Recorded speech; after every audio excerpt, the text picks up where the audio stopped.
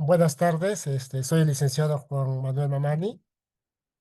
Yo actualmente trabajo en el servicio de quimioterapia ambulatoria y hospitalización del Instituto Regional de Enfermedades Neoplásicas.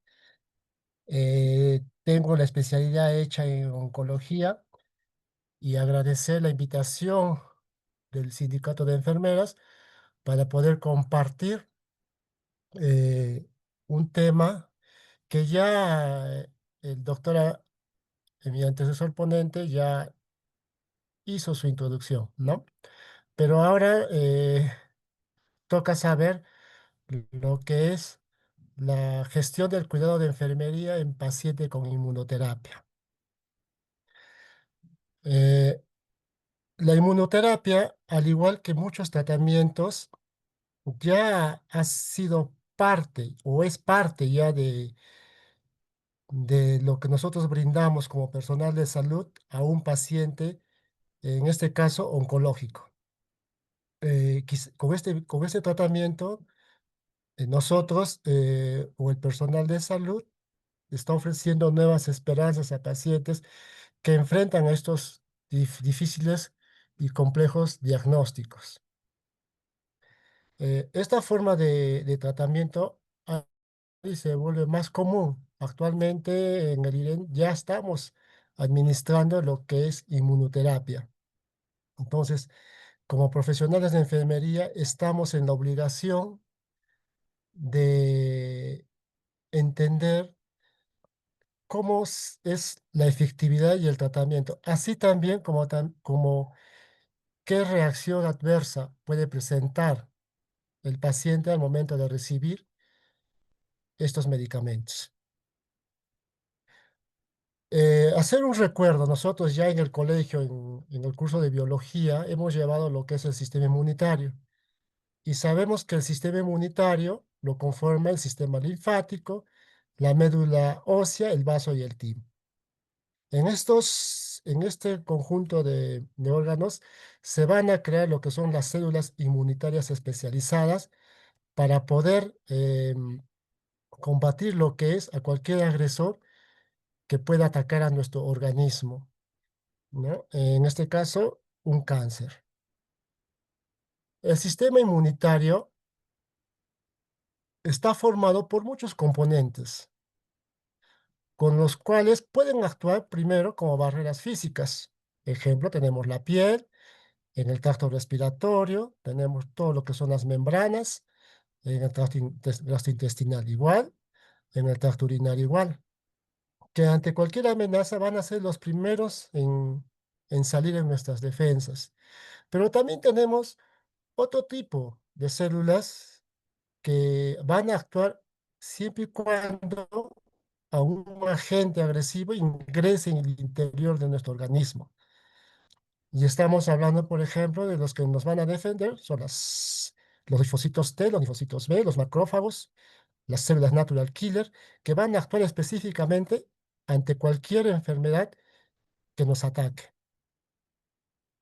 Ahora, la función del sistema inmunológico es claro y preciso. Protege al cuerpo contra infecciones y y en especialidad, hablando del tema, contra el cáncer. Ya lo dijo el doctor anteriormente, tenemos el sistema inmune innato y el sistema inmune adaptativo. El sistema innato va a actuar en primera línea, ¿no? Eh, Saliendo en defensa en primera puerta, ¿ya? Y el sistema inmune adaptativo va a salir ya con ciertas células específicas que van a atacar al agresor que no ha podido ser contrarrestado con el sistema innato, ¿ya? Un ejemplo, por ejemplo, sería el cáncer, ¿no es cierto? Llega un momento en que la célula de nuestro organismo no puede combatirlo ya por sí solo y necesita un apoyo, una ayuda para que pueda eh, enfrentarse. Entonces, aquí ya nacen los linfocitos T específicos para poder enfrentar a la célula que está atacando el cuerpo. ¿Qué hace el sistema inmunológico? El sistema inmunológico va a eliminar las amenazas, pero ¿a través de qué? A través de antígenos. La célula tumoral, en este caso, va a presentar ciertos antígenos en su superficie para poder eh, ocultarse ante cualquier linfocito que pueda querer destruirlo, ¿ya?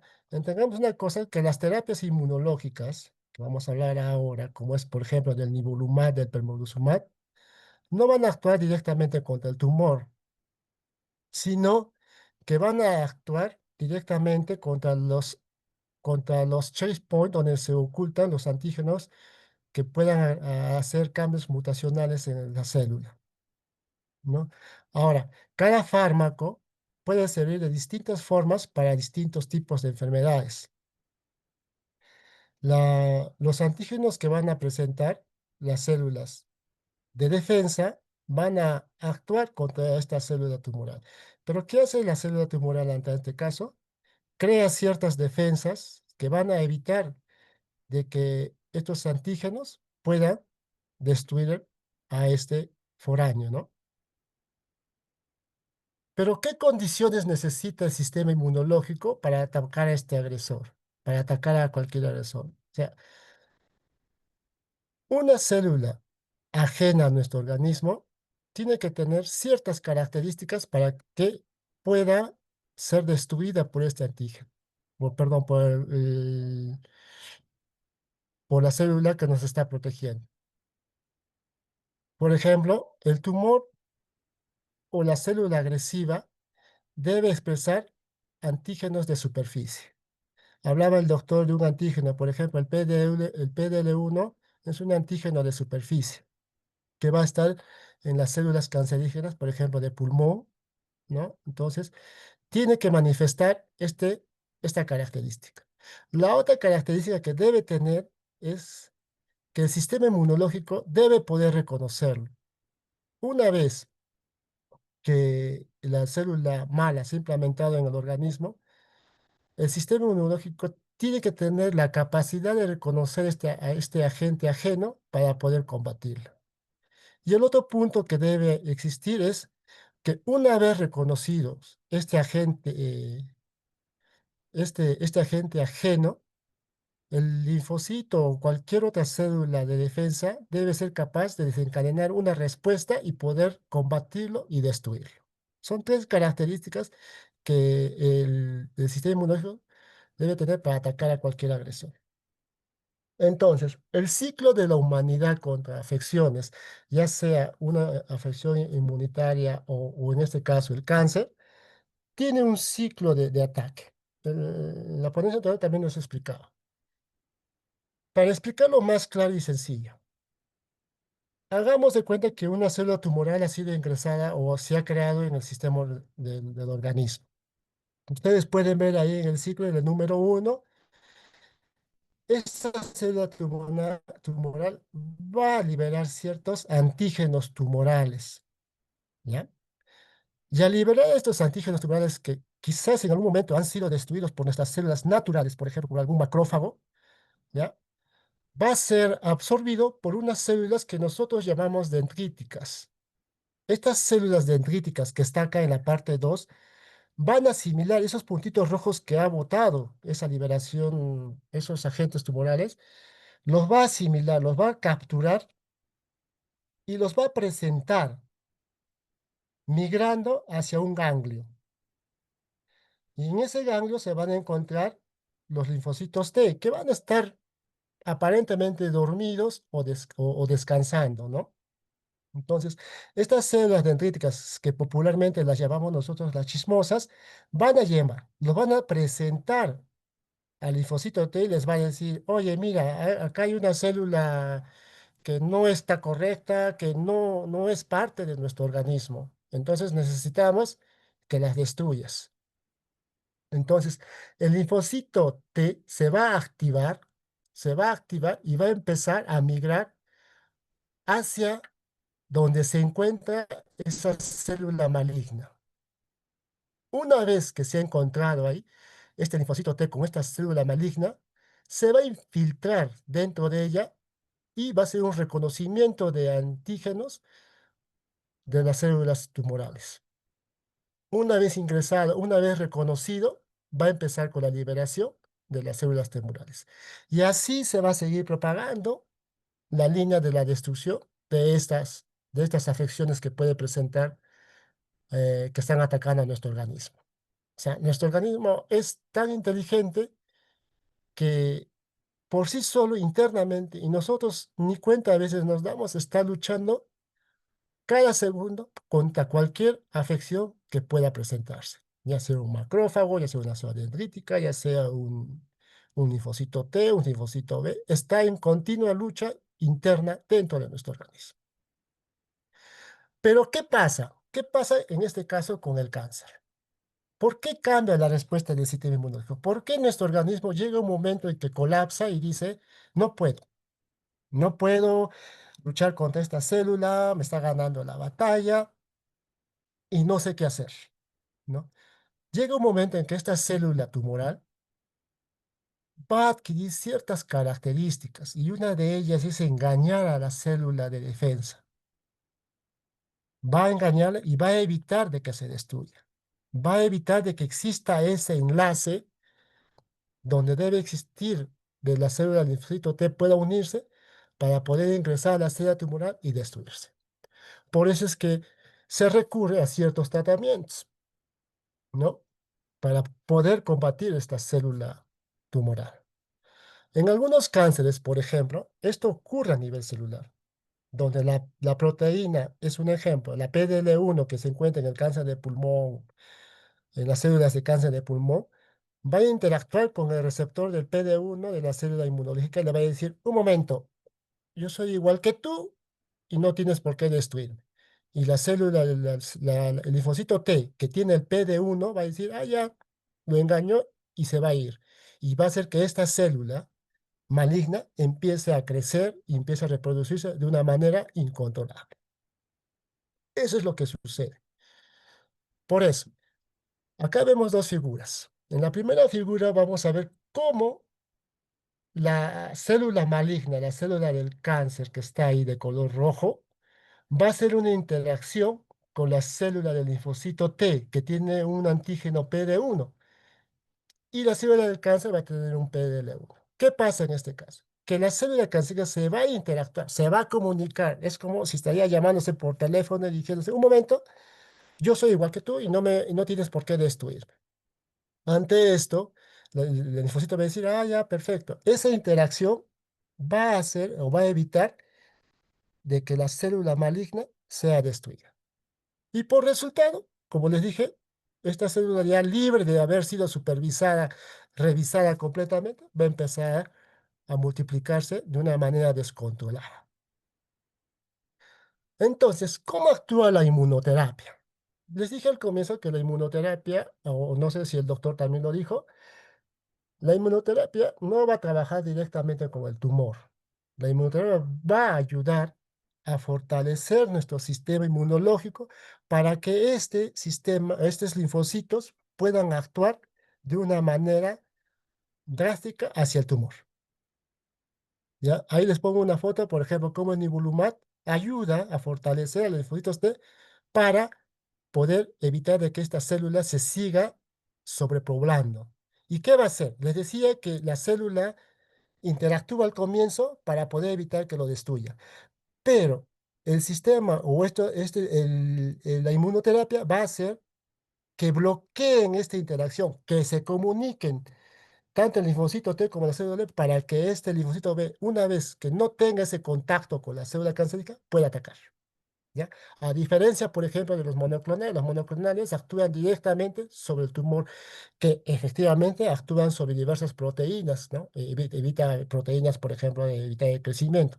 Pero acá las células de la inmunoterapia específicamente van a actuar fortaleciendo el sistema inmune. ¿Y dónde más van a trabajar o en qué parte más clara van a trabajar estas células? En el ciclo celular tenemos dos puntos de control que lo llamamos los checkpoints. ¿Ya? En esos puntos de control entre la G1 y la G2 existe uno que va a controlar de que esta célula haya tenido alguna alteración. Justamente en esos puntos de control es donde van a actuar este refuerzo de, de células de inmunoterapia. ¿Ya? Entonces, es un refuerzo para nuestro sistema inmunológico. Actualmente, La inmunoterapia se usa para tratamientos, por ejemplo, de lupus eritematoso. También se usa para lo que es para pacientes que han tenido trasplante de órganos, para que el sistema inmunológico no los rechace. Pero se está dando más énfasis en el tratamiento a pacientes oncológicos. Primero se empezó con el melanoma, ¿ya? Primero se empezó con el melanoma para darle un tratamiento más específico al paciente y darle quizás menos complicaciones toxicológicas. Y actualmente se está usando para cabeza y cuello, pulmón, riñón, vejiga, linfoma de Hodgkin. También se está usando para cervix, ¿no? Y se está utilizando y de buena manera, e incluyéndolos inclusive en algunos esquemas. ¿Cuáles serían entonces las ventajas de la inmunoterapia? La inmunoterapia tiene tres ventajas clarísimas e importantes. Primero, va a trabajar directamente con el sistema inmunológico, como se decía, no con el tumor, sino reforzando el sistema inmunológico.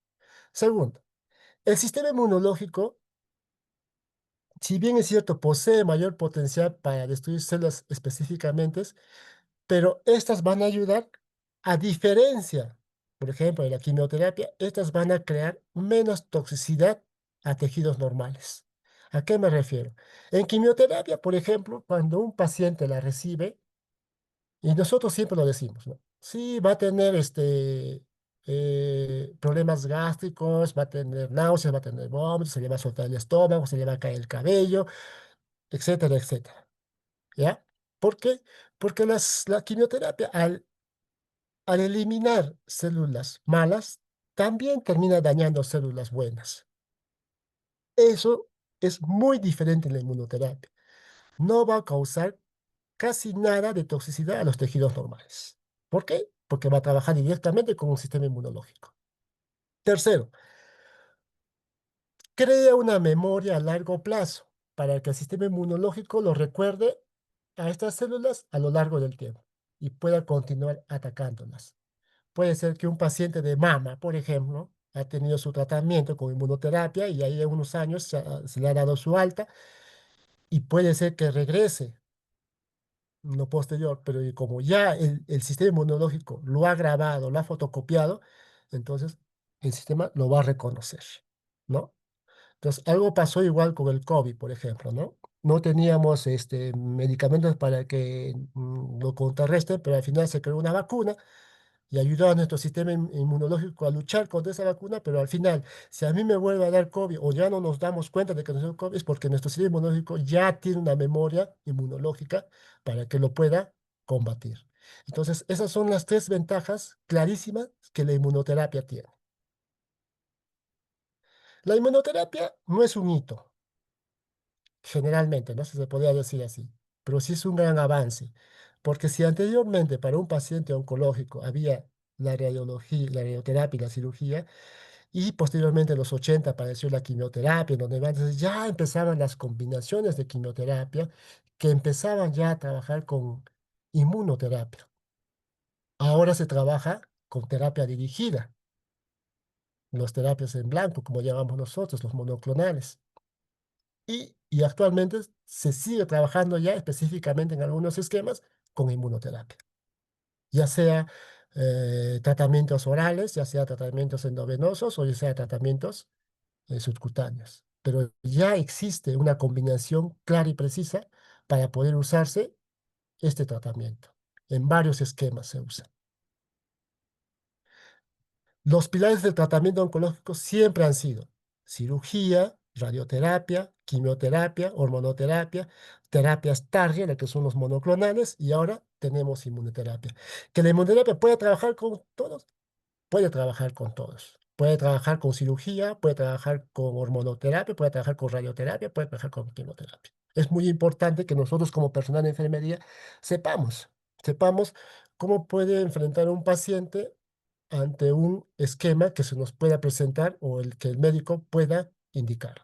¿Ya? Hay casos de que, por ejemplo, hay pacientes que reciben radioterapia, inmunoterapia, ¿ya? Generalmente las de mama o los de ovario, por ejemplo. Entonces, En sí, ¿qué es la quimioterapia en general? Porque como les decía, la inmunoterapia, perdón, no solamente es específico para el cáncer. Hay ciertas enfermedades que se combaten con inmunoterapia, ¿no? Una forma de tratamiento que va a utilizar a fortalecer el propio sistema inmunitario del cuerpo para prevenir, controlar y eliminar cualquier ataque. Porque hay un momento en que, por ejemplo, nuestros linfocitos se cansan y ya no quieren seguir luchando contra esta enfermedad y dicen, no, ya no quiero trabajar, ¿para qué? Ya si me sigue, si es igual y causa un desorden en nuestro organismo. Entonces, es aquí donde la inmunoterapia empieza a trabajar, empieza a hacer su trabajo. Pero la pregunta sería, ¿cuál sería el rol de nosotros como personas, no específicamente de la enfermera, pero sí hay un gran porcentaje de la enfermera, en la gestión del cuidado como con pacientes con inmunoterapia? ¿Cómo? ¿No? O sea, ¿cómo nosotros nos enfrentamos a este nuevo avance, a esta nueva tecnología, si se podría llamar así, o a esta nueva manera de luchar o de apoyar a nuestros pacientes? Primero, competencia profesional. Y esa competencia profesional va a abarcar conjunto de conocimientos, capacidades que van a permitir un ejercicio de actividad, valga la redundancia, muy profesional. ¿Y cómo lo adquirimos? Con conocimiento de medicamentos. Medicamento nuevo que sale, tenemos que leerlo, estudiarlo. Una vez que hemos tenido ese conocimiento de medicamentos, vamos a conocer que sus reacciones adversas, que es lo importante que nosotros debemos saber. Eso es lo importante que nosotros saber qué le estamos poniendo a mi paciente.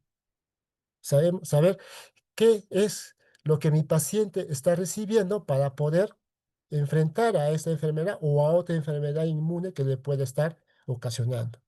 Una vez que he tenido conocimiento en lo que es en los medicamentos, conocimiento en su accionar del medicamento, voy a tener una base sólida de conocimiento. ¿Para qué? Para educar a mi familiar y mi paciente.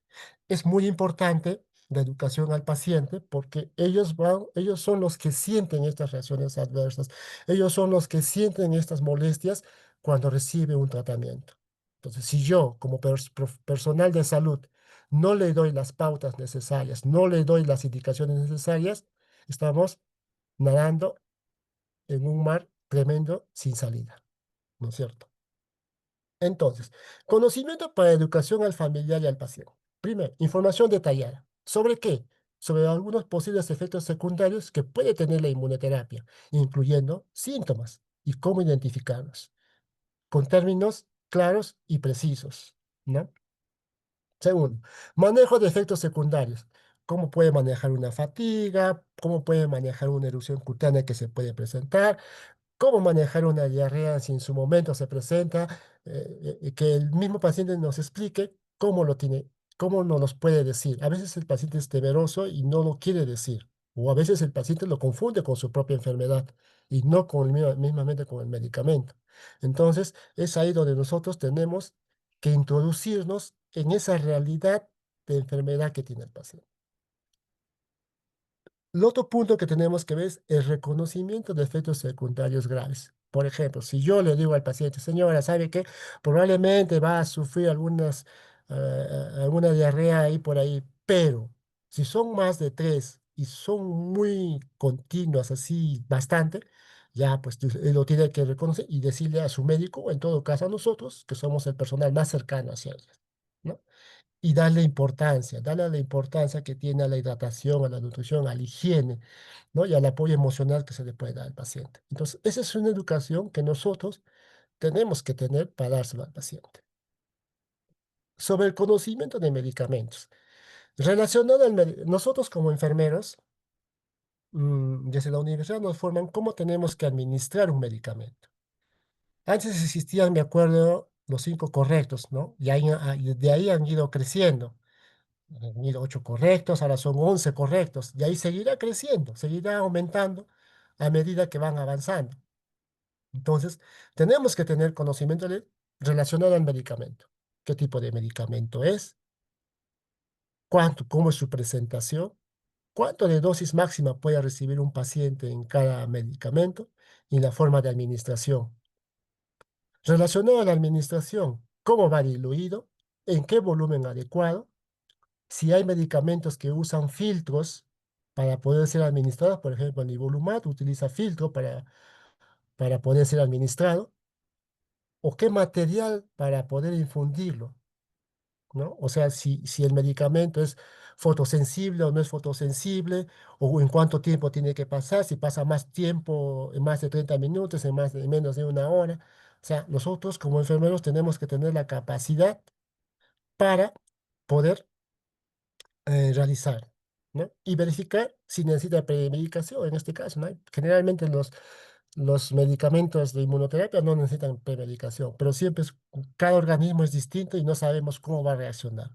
Ahora, me refería al conocimiento de medicamentos porque el nivolumab, el pembrolizumab, el ipilimumab, la atezolizumab, que son medicamentos que ya generalmente se están usando acá en el IREC, terminan en MAT, al igual que el rituximab, al igual que el trastuzumab, pero que no son de la misma familia. O sea, sí tienen la misma función, pertenecen en la línea de inmunoterapia, pero tienen distinto accionar, mientras que un monoclonal actúa directamente como el tumor,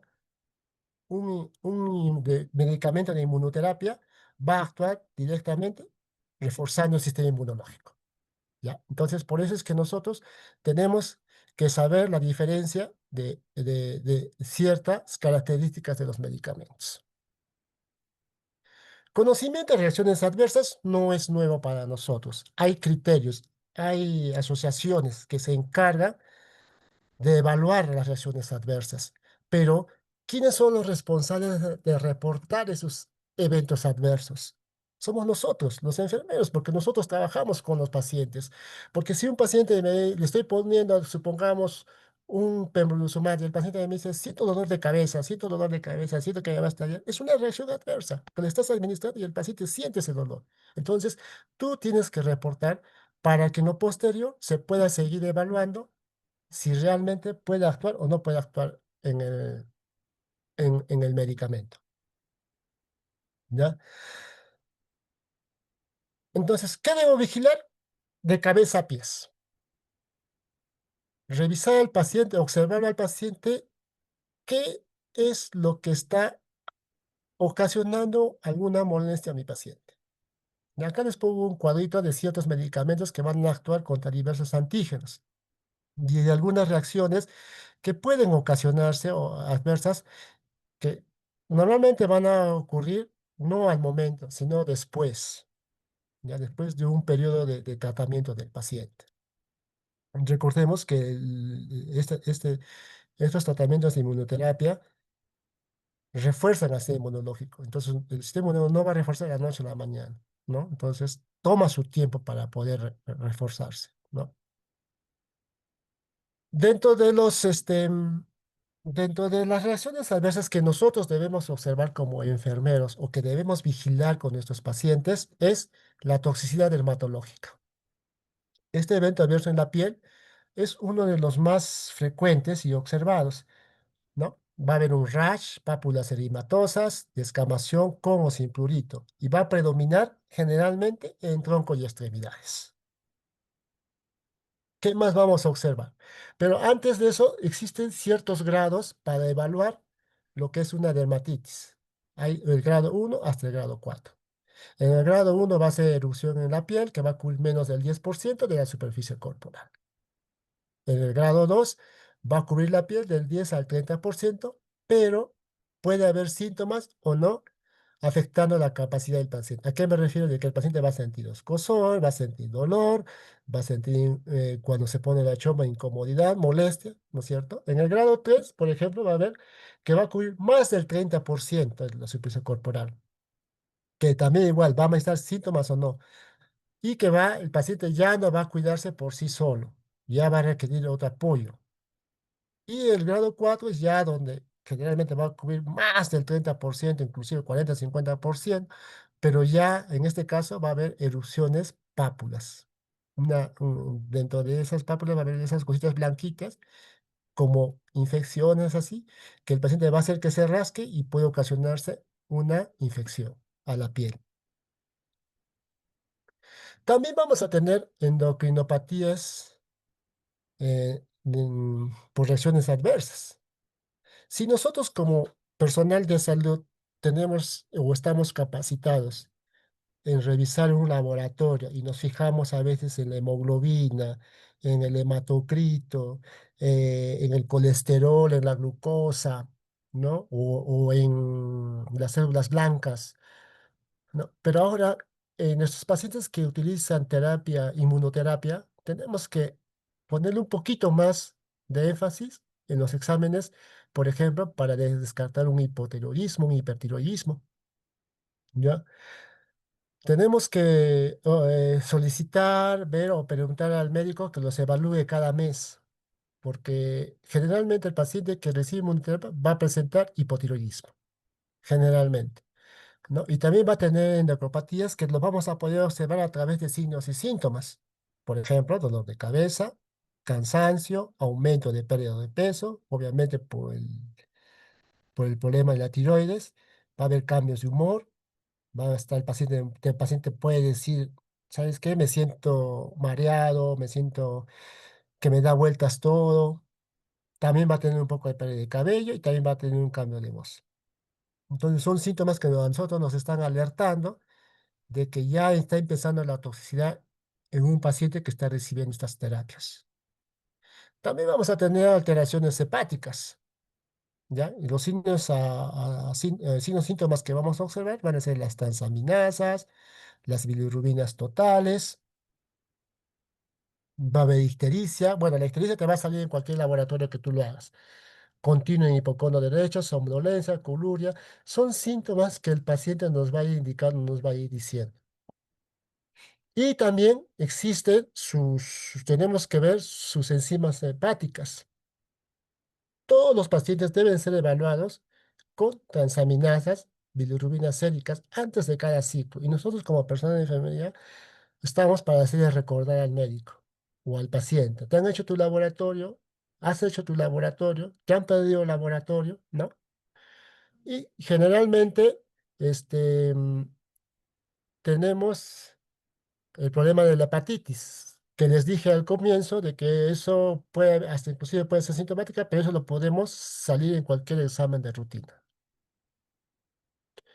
Vamos a tener toxicidad gastrointestinal, ¿ya? Ahora, la toxicidad gastrointestinal lo vamos a evaluar recién al tercer grado.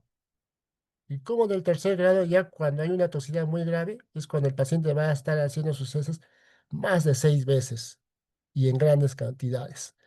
Y va a cambiar ahí su ritmo evacuatorio. Y a eso se le va a aumentar lo que es la diarrea, dolor abdominal, va a presentar sangre de moco en las heces, puede presentar temperaturas altas, ¿ya? Inclusive puede tener un hilio paralítico. Eso es lo que va a presentar el paciente en una toxicidad gastrointestinal. Que se va a evaluar por grados, también se va a evaluar por grados. En el grado 1, deposiciones menos de 4 veces al día, que puede ser manejable. Grado 2, diarias de 4 a 6 deposiciones al día, donde no va a molestar, va a seguir haciendo sus actividades diarias, pero si va a presentar dolor abdominal, puede ser que en esos casos presente o no sangre en las heces. Cuando es grado de 3 o 4, ya ese paciente probablemente tiene que ir a una urgencia médica, porque ya está más de 6 deposiciones, se le suspenden sus actividades diarias, tiene dolor abdominal, hay mucha sangre en las heces, ¿ya? Entonces los signos peritoneales están presentes muy continuamente, entonces a este paciente ya tiene que venir por emergencia. Toxicidad renal, hay que revisar la creatinina, hay que ver si preguntar al paciente si ha disminuido su orina, si antes orinaba más, orinaba menos. Hay que ver si ha habido, preguntarle si ha habido hematuria en su orina. Hay que revisarle los tobillos, ¿ya? Si está comiendo o no está comiendo bien. Y también siempre hay que considerar evaluar lo que es el sodio y el potasio antes de cada inicio de tratamiento. Y también lo miramos por grados. Lo calculamos por grado 1, grado 2 y 3 y grado 4. La creatinina cuando está más de 6 ya está fuera de su línea de rango y es un grado 3. La toxicidad pulmonar. La toxicidad pulmonar va a ser muy variable porque se va a manifestar a través de situaciones radiológicas y patológicas. Y la más clarita que puede presentar es una neumonitis, ¿ya? Entonces, ¿cómo se va a corroborar esto? Con cambios radiográficos, va a tener una tos nueva que va a aparecer de la nada sin haber estado resfriado y va a empeorar, va a sentir dolor en el pecho e inclusive va a tener a veces dificultad para respirar, lo que es la disnea. También se va a medir por grados. En el grado 1 solamente va a haber ciertos cambios radiográficos. En el grado 2 ya va a haber síntomas de moderado a grave, incluyendo disnea, tos y dolor en el pecho. Ya en el grado 3 y 4, que va a requerir de que el paciente vaya a emergencia, va a haber nuevos síntomas ya que van a aparecer, la hipoxia, ¿ya? Dificultad para respirar y un síndrome de distrés respiratorio. Entonces, les decía, ¿cómo podemos manejar estas toxicidades nosotros como personal de salud? Y valga la redundancia y también recalcarles nuevamente, es el conocimiento teórico práctico. Si yo no tengo conocimiento, yo no tengo teórico práctico, no voy a poder saber cómo pueden accionar estos medicamentos y posteriormente cómo educar a mi paciente. Entonces, los dos van de la mano. Tengo conocimiento y tengo la capacidad para educar a mi paciente, ¿ya? Ahora, necesitamos conocer nosotros como profesional de enfermería los avances de las nuevas reacciones adversas que puede presentar un medicamento. ¿Y cómo yo lo puedo adquirir estas capacidades de reacciones que pueden ir apareciendo? A través de capacitaciones, a través de congresos, revisando artículos de investigación, ¿no? Revisando o si hoy día apareció un medicamento nuevo, ¿no? Investigar, no quedarme con la duda, pero ¿por qué eso? ¿Por qué aquello? Entonces, así voy a poder actualizarme o sabiendo cómo pueden reaccionar estos medicamentos. Algunos medicamentos, como les decía, el ipilimumab, el pembrolizumab, el nivolumab, ya forman parte de algunos esquemas en mi institución, en el IREN Sur. Y me supongo que también algunas instituciones se estarán usando o se estarán administrando. Entonces ya no es nuevo para nosotros, ya están años acá, ya están años en Lima, entonces ya es, o ya sería una norma que nosotros sepamos cómo pueden reaccionar o cómo pueden tener su accionar estos medicamentos. Nos ponemos en acción, ¿ya? Ya me capacité, ya me orienté, ya investigué cómo es este medicamento, entonces nos ponemos en acción. ¿Cómo? Elaborando un material informativo para el paciente. Simple y sencillo, los trifoliados que a veces llamamos, para poder comunicar y indicarle al paciente cómo es que debe reconocer una verdadera reacción o una incomodidad que ha tenido por el medicamento. Segundo, consulta de enfermería. Nosotros como enfermeros ya debemos proveer, no sé si en otros hospitales habrá, debemos proveer o debemos generar un consultorio de enfermería, uno específicamente, justamente para esto, ¿no? Para orientar a nuestros pacientes. ¿No? Sé que en quimioterapia, por ejemplo, tenemos una enfermera de admisión que orienta, pero lo más ideal sería que tengamos un consultorio de enfermería. Ese es un trabajo que ya lo tenemos que empezar a hacer. El paciente, como les decía, a través de esta elaboración de material informativo, a través de la consulta de enfermería, debe reconocer e informar todo efecto adverso inmediato. Reconozco que me está haciendo mal este medicamento, informar al personal de salud más cercano que él tiene. Eso es lo que el paciente tiene que hacer. Nosotros como personal de salud de primera línea que atendemos al paciente, tenemos acá un diagnóstico rápido, los primeros síntomas y signos de esa incomodidad para poder comunicar lo que está pasando al médico tratante. Y el médico tratante obviamente nos preguntará y así actuar rápido para que esto no pueda evolucionar a grados mayores. ¿Se puede suspender el tratamiento por inmunoterapia? Se puede suspender. Como se dice, todo organismo no es igual. Cada organismo es muy distinto. ¿Ya? En las siguientes visitas que vienen nuestros pacientes, sigamos con lo que nosotros nos estamos planteando. Controlar valores de laboratorio antes de cada infusión, que debía ser lo normal. Preguntar al paciente si ha tenido síntomas posibles inmediatos en su última sesión, confirmar si el paciente es capaz de verbalizar síntomas importantes, preguntarle a través si ha entendido, no ha entendido, o comprobar qué términos el paciente usa, informar al paciente del procedimiento adecuado para poder notificar reacciones adversas. Por ejemplo, si él ha estado tantos días o tiene un día completo de muchas deposiciones líquidas, señor, usted tiene que notificar y venir rápido a emergencia, educarlo correctamente, hacerle recordar al paciente que los síntomas estos pueden aparecer de acá a un buen tiempo, ¿ya? O meses. O sea, no necesariamente hoy día me pongo el tratamiento y mañana me aparecen los signos y síntomas. No, o sea, educarlo correctamente y detalladamente. Conclusiones. Nuevas terapias, nuevas toxicidades específicas. ¿Ya? Nuevos esquemas, nuevas terapias, nuevos eventos adversos. Y más aún, si puede actuar o no en beneficio o no del paciente. Por ejemplo, la toxicidad que puede ocasionar el ipilimumab, ¿ya?